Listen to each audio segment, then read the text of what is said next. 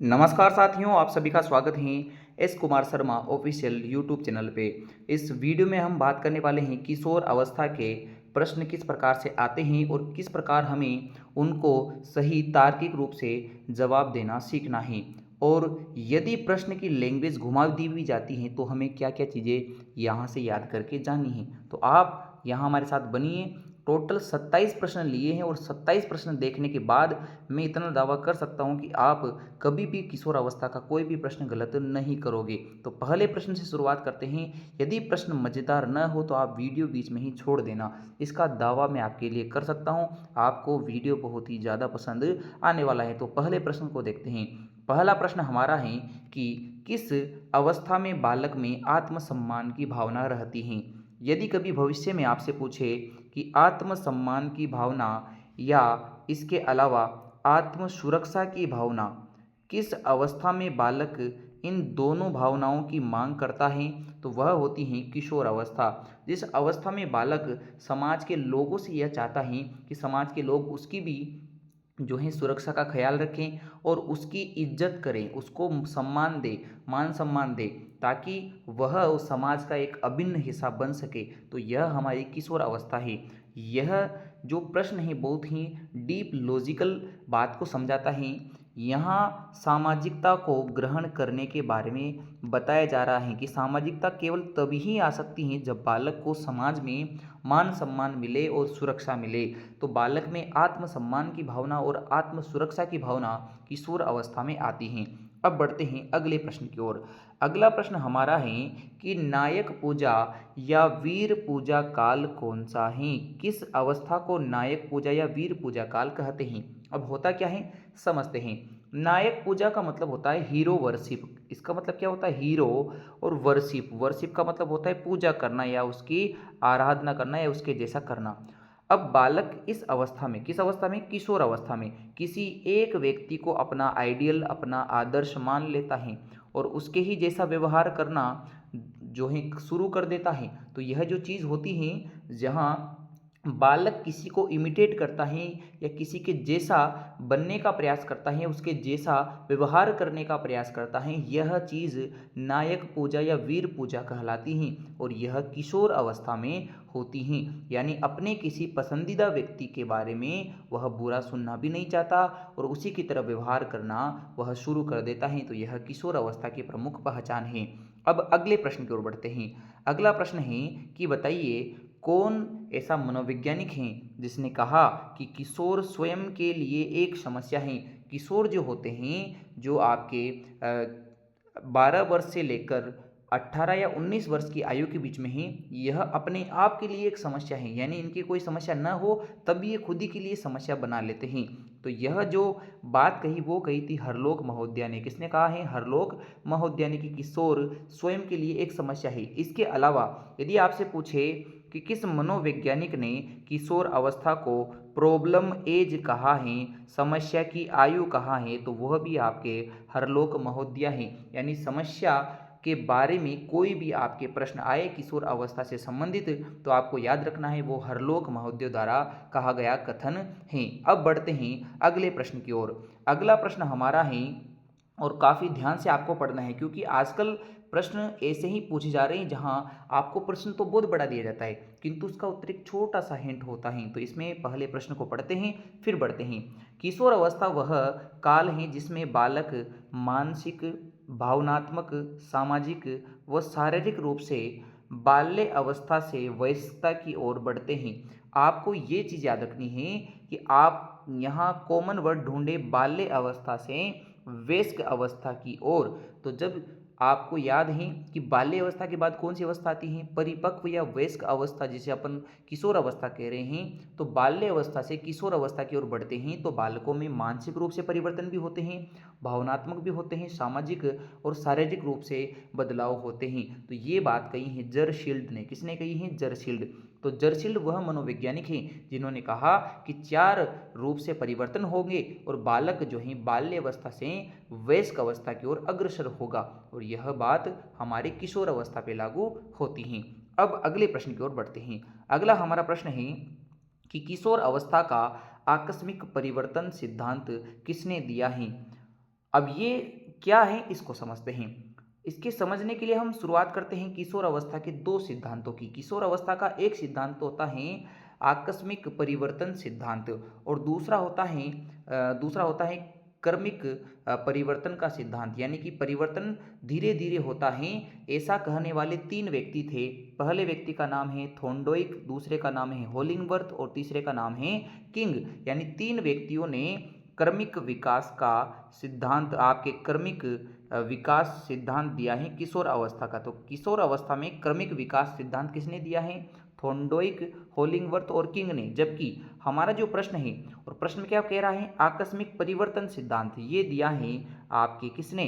Stanley hall ने। तो एक प्रश्न से दो प्रश्न बना लिए। यदि पूछे कि आकस्मिक परिवर्तन सिद्धांत किसने दिया, तो यह सिद्धांत स्टैनली हॉल ने दिया है। और वो कह रहे हैं कि किशोर अवस्था में अकस्मात हमें अचानक ही शारीरिक, मानसिक, सामाजिक सभी परिवर्तन देखने को मिलते हैं। जबकि थॉर्नडाइक, होलिंगवर्थ और किंग कहते हैं कि ऐसा नहीं होता है। जिस प्रकार अगली ऋतु बदलती है और उस ऋतु से पहले, उस ऋतु के आने से पहले उस दूसरी ऋतु के जाने का जो है आपके भाव प्रकट होगा, और दूसरी ऋतु जाएगी तो धीरे धीरे खत्म होते होते नई ऋतु आती है। यानी कि क्रमबद्धता से जो है विकास चलता है। तो क्रमिक विकास का सिद्धांत किशोर अवस्था में थॉर्नडाइक, होलिंगवर्थ और किंग ने दिया। जबकि अकस्मात वाला जो सिद्धांत है वह आपके स्टैनली हॉल ने दिया है।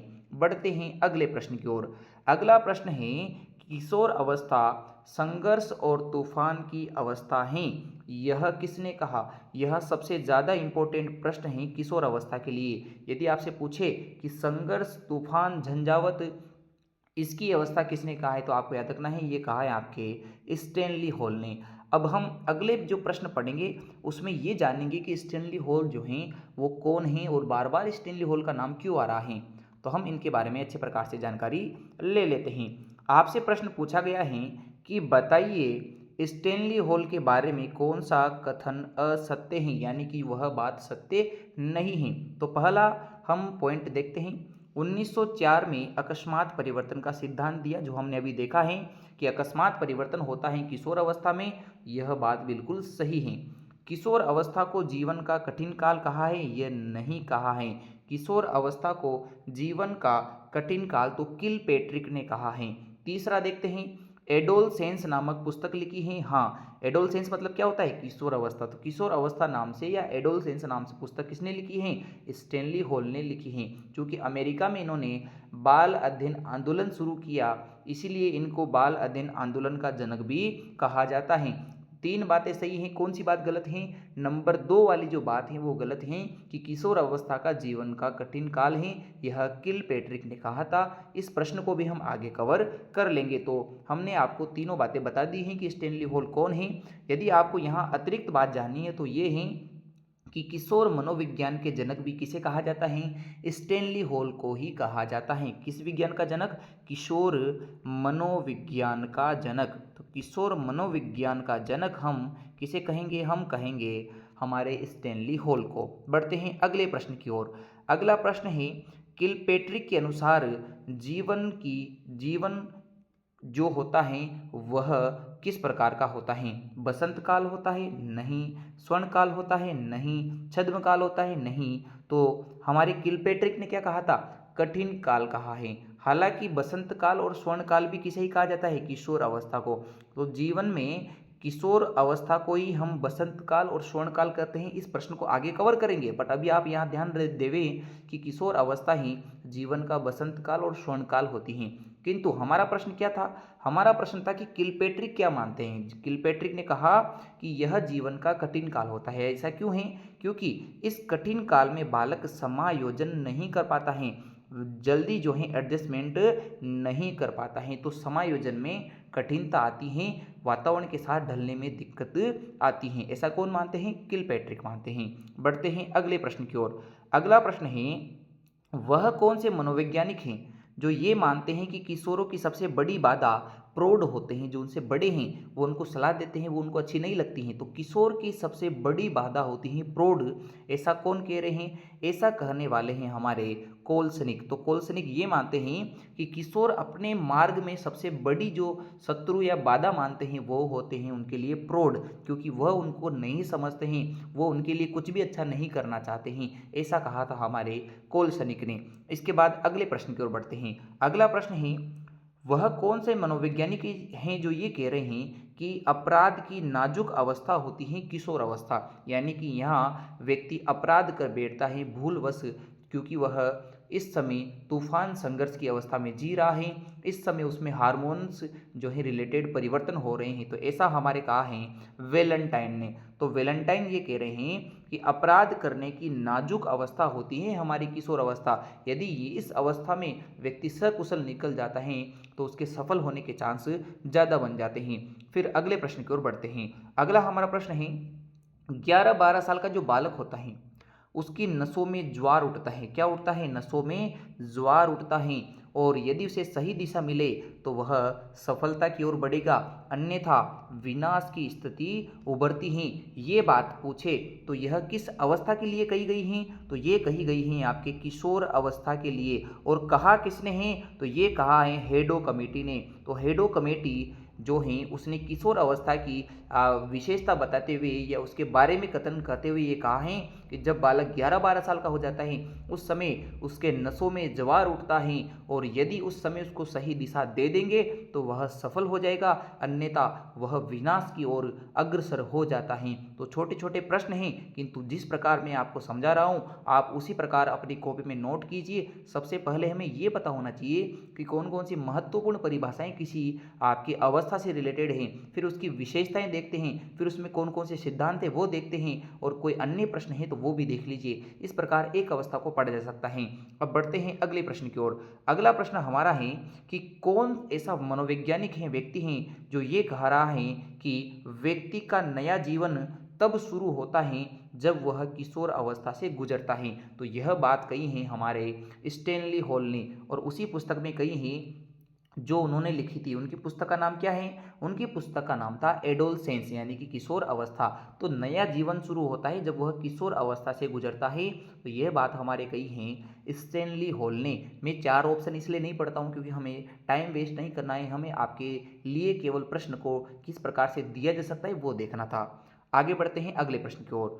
अगला प्रश्न है, कौन सा ऐसा मनोवैज्ञानिक है ये जो ये कह रहा है कि किशोर और जो किशोरी होते हैं वह टीवी देखना पसंद करते हैं, रेडियो और ग्रामोफोन सुनना पसंद करते हैं किशोर अवस्था में।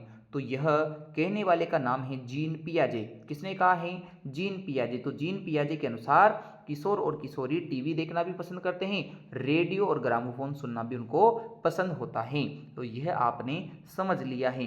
देखिए समझा तो मैं आपको रहा हूँ, आपको लिखना पड़ेगा कि ये चीज़ें अगर आपको नहीं पढ़ाई गई हैं तो आप उसे नोट कर लेवे, क्योंकि हो नहीं ऐसा हो नहीं सकता कि हर प्रश्न आपके लिखा दिया गया हो। मैं गारंटी से कह सकता हूँ कि जो प्रश्न मैं आपको करवा रहा हूँ इस लेवल के प्रश्न आपको बहुत ही कम यूट्यूब चैनल पे देखने को मिलेंगे। और सिस्टमेटिक पढ़ रहे हैं तो आपको ज़्यादा समस्या नहीं आएगी, क्योंकि आप इन चीज़ों को पढ़ के भी पेपर देने जाएंगे तो आराम से 30 में से 25 प्रश्न आपको बैठ जाएंगे। और जो 2-5 प्रश्न आते हैं वो लॉजिकल आते हैं, सोचने पे आधारित होते हैं। अब बढ़ते हैं अगले प्रश्न की ओर। हमारा प्रश्न है कि ऐसा कौन सा मनोवैज्ञानिक है जो ये कह रहा है कि किशोर जो होते हैं वो वर्तमान की तो शक्ति हैं, वर्तमान प्रेजेंट टाइम की उनको पावर कहेंगे, और भावी जीवन जो आने वाला जीवन है उसी की आशा वो पेश करते हैं, यानी आने वाले समय में वो कुछ अच्छा करेंगे, ऐसी उनसे हमें होप उम्मीद है, और वो वर्तमान की शक्ति हैं। ऐसा कहने वाले हैं हमारे क्रो एंड क्रो। किसने कहा है? Crow and crow. तो क्रो एंड क्रो ने एक कथन तो आपके कहा था कि 20वीं सदी बालकों की सदी है,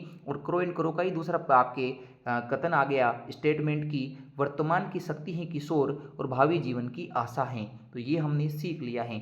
अब हम बढ़ते हैं अगले प्रश्न की ओर। अगला और अंतिम प्रश्न जो हम यहाँ अवस्था की इस अवस्था की परिभाषा में देख रहे हैं वो है कि हमें किस टाइम पीरियड को स्वर्ण काल या बसंत काल कहना है। तो जीवन का जो स्वर्ण काल या बसंत काल है वह कहा जाता है किशोर अवस्था को। गोल्डन पीरियड जो है हमारा कहलाता है किशोर अवस्था। अब हम सामान्य प्रश्नों की ओर शिफ्ट होते हैं जहां आपको विशेषताओं की बात की जाएगी। तो बढ़ते हैं अगले प्रश्न की ओर। अगला प्रश्न है, बताइए एडोलसेंस नामक जो पुस्तक है वह किसने लिखी हैं? पुस्तक का नाम क्या है? एडोलसेंस। एडोलसेंस का मतलब क्या होता है? एडोलसेंस जो शब्द हैं वह लैटिन भाषा के एडोलसियर से लिया गया है। किससे लिया गया है? एडोलसियर, एडोलसियर से लिया गया है और इसका अर्थ होता है प्रजनन या परिपक्व अवस्था की ओर होने वाले कदम। यानी कि एडोलसेंस एडोलसियर शब्द से लिया गया है लैटिन भाषा के, और इस शब्द का मतलब होता है प्रजनन अवस्था की ओर कदम बढ़ना, यानी कि परिपक्व अवस्था की ओर बढ़ना। और ये जो पुस्तक है वो लिखी हैं स्टैनली हॉल ने, और किशोर मनोविज्ञान का जनक भी स्टैनली हॉल को ही कहा जाता है, या बाल आंदोलन अध्ययन आंदोलन का जनक भी किसे कहा जाता है? स्टैनली हॉल को। अगले प्रश्न की ओर बढ़ते हैं। प्रश्न है कौन सी विशेषता किशोर अवस्था की नहीं है? अब विशेषताओं से संबंधित प्रश्न आएंगे, तो विशेषता नहीं है तो आपको अच्छे प्रकार से देखना है। तीव्र विकास, तीव्र विकास की दो अवस्थाएं हैं। सबसे ज़्यादा तेजी से विकास होता है शैशव अवस्था में, उसके बाद दूसरा सबसे ज़्यादा तेज विकास होता है किशोर अवस्था में, और सबसे कम तेजी से विकास होता है बाल्य अवस्था में। यानी कि ये बात तो सही है। समूह का महत्व होता है, बिल्कुल सही बात है, यानी कि बालक अपने समूह में गतिविधि करता है, किशोर अवस्था में भी करता है। पर कौन सी बात सच नहीं है? ये तीसरी बात यहाँ सच नहीं है। यदि कोई सामान्य बालक जो पहली बार पेपर दे रहा है वह यहाँ उपयुक्त सभी द आंसर लगा के आएगा, किंतु यह इसका उत्तर नहीं है। इसका उत्तर ये है कि तीव्र समायोजन नहीं कर पाता है।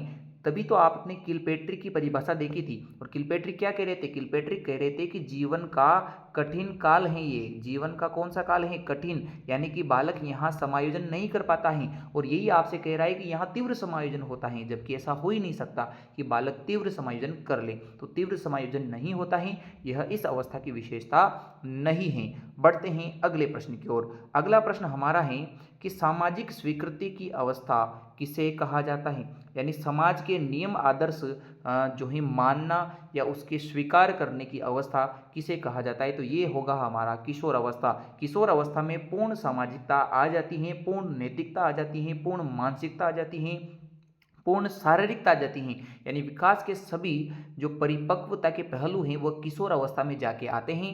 इसलिए सामाजिक स्वीकृति की अवस्था भी कौन सी होगी? किशोर अवस्था होगी। अब अगले प्रश्न की ओर बढ़ते हैं। अगला प्रश्न है कि बताइए निम्न में से कौन सी विशेषता किशोर अवस्था की नहीं है? यानी कि तीन तो होगी और चौथी विशेषता उसकी नहीं है। जैसे विषम लिंगी आकर्षण, तो बात सही है।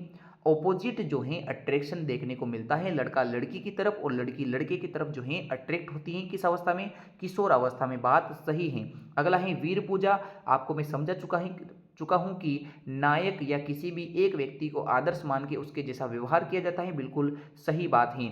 और समवयस्क ग्रुप अपने ही समान विचारधारा रखने वाले लोगों के साथ ग्रुप रखते हैं, बिल्कुल सही बात है। कौन सी बात सही नहीं है? वो है समलैंगिक मित्रता। समलैंगिक मित्रता नहीं होती है। समलैंगिक मित्रता बाल्य अवस्था की प्रमुख विशेषता है कि बाल्य अवस्था में समलैंगिक ग्रुप में रहते हैं, उसे आपके ग्रुप की एज या गैंग एज कहा जाता है। जबकि यहाँ समवयस्क ग्रुप बनते हैं, समान उम्र वाले लोगों के बच्चों के ग्रुप यहाँ देखने को मिलते हैं। अब हम बढ़ते हैं अगले प्रश्न की ओर। अगला हमारा प्रश्न है कौन सी विशेषता किशोर अवस्था की नहीं है? तो ऐसा प्रश्न आए तो लॉजिकल बात आपको यहाँ समझनी पड़ेगी। पहली बात, बालक तर्क करता है, तर्क तो कर लेता है, सही बात है। दूसरी बात, संग्रहण, संग्रहण यहाँ नहीं करता है। और अनुकरण, तो ये दो बात जो है संग्रहण और अनुकरण वह इस अवस्था की नहीं है, वह आपके बाल्य अवस्था और एक आपके शैशव अवस्था की विशेषता है। अनुकरण तो शैशव अवस्था की विशेषता है, जबकि संग्रहण बाल्य अवस्था की विशेषता है, यानी कि पहला ऑप्शन तो गलत है। अगला है जिज्ञासा। हाँ, जिज्ञासा हो सकती है। कुसमायोजन, ये बात भी सही है। तनाव मुक्ति, ये बात गलत है। यहाँ तनाव से, टेंशन से मुक्ति नहीं हो सकती। किशोर अवस्था में ही सबसे ज़्यादा टेंशन लेता है बालक, यानी ये ऑप्शन भी आपका क्या हो जाता है? गलत हो जाता है। तीसरा है दिवा स्वप्न, दिन में सपने देखना, ये बात सही है। बालक दिन में सपने देखता है, ये बातें, और वो कौन है? किशोर। अगला है विद्रोही भावना। हाँ, दूसरों से अगर कोई बात उन्होंने गलत कही है तो गलत बात का विरोध करता है और आपका विद्रोही भी बन सकता है। अगला है तर्क। तर्क लॉजिकल प्रश्न पूछने की उम्र कौन सी होती है, तो ये तीनों बातें सही बैठती हैं। चौथा ऑप्शन भी देख लेते हैं, सेवा। सेवा करता है, सेवा की उम्र ही आपके किशोर अवस्था होती है। नैतिकता शून्य, ये बात गलत है। नैतिकता शून्य आपके शैशव अवस्था में होती हैं, जहाँ बालक को ये समझ नहीं है कि कौन छोटा बड़ा है, किसका सम्मान करना चाहिए, किसको गाली देना चाहिए, किसको कैसे बोलते हैं, ये समझ नहीं है। अगला है मंद परिवर्तन। मंद परिवर्तन काल बाल्यावस्था को कहते हैं, ये बात भी गलत है। तो यहाँ हमारी किशोर अवस्था की जो परफेक्ट विशेषताएं बैठ रही हैं वो सी वाले ऑप्शन में है और वही हमारा सही प्रश्न होगा।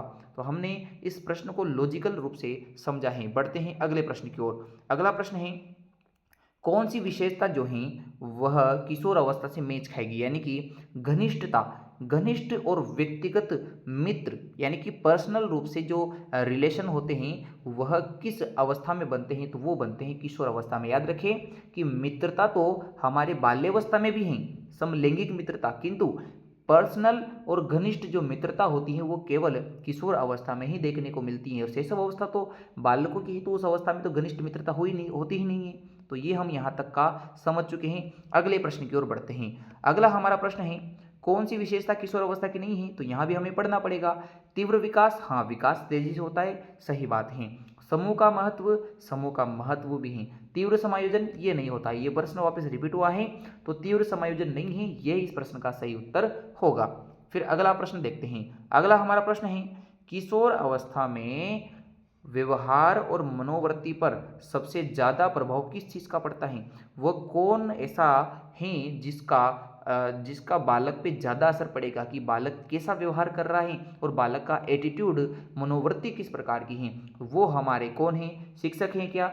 शिक्षकों का भी प्रभाव पड़ता है, माता पिता का भी प्रभाव पड़ता है, चलचित्र जिसे हम मूवी वगैरह कहते हैं, सिनेमा कहते हैं, उनका भी प्रभाव पड़ता है। पर सबसे ज़्यादा प्रभाव किसका पड़ता है, सर्वाधिक प्रभाव पड़ने की बात कर रहा है, तो यहाँ आएगा आपके संगी साथी, यानी कि उसके मित्रों का प्रभाव, उसके साथ रहने वाले का प्रभाव उस पर ज़्यादा पड़ेगा। उसके माता पिता का प्रभाव कम पड़ेगा, शिक्षक का प्रभाव भी कम पड़ेगा और सिनेमा का प्रभाव भी कम पड़ेगा। इसका मतलब हम कह सकते हैं कि संगति का असर किशोर अवस्था में ज़्यादा देखने को मिलता है और ये संगति का असर उसके व्यवहार और उसके एटीट्यूड पे देखने को मिलेगा। बढ़ते हैं अगले प्रश्न की ओर। अगला प्रश्न है, सबसे जटिल और सबसे गहन सामाजिकरण की अवस्था कौन सी है। तो पूर्ण सामाजिकरण की अवस्था हमारी किशोर अवस्था होती है, जहाँ किशोर क्या करते हैं कि जो समाज के नियम अच्छे हैं उनको मानेंगे, किंतु जो नियम गलत हैं उसका विरोध भी करेंगे और कभी कभी तो यह नियमों को समझने में भी त्रुटि कर देते हैं, यानी को बाद में जाके वो चीज़ सही से समझ में आती है। यानी कि सबसे अधिक गहन और जटिल हमारे किशोर अवस्था में ही सामाजिकरण देखने को मिलेगा। अब हम अगले प्रश्न को देखते हैं। अगला प्रश्न है, किशोर अवस्था में यदि हमें नैतिक विकास को अच्छा करना है तो उसके लिए हमें क्या करना होगा। उसके लिए आदर्श पुस्तक पढ़ने को दें, हाँ ये बात भी सही है, पर सबसे ज़्यादा जो अच्छी होगी उसको हम सही आंसर मानेंगे। हमारा अगला प्रश्न है, महान लोगों के बारे में बताना चाहिए, बिल्कुल सही बात है।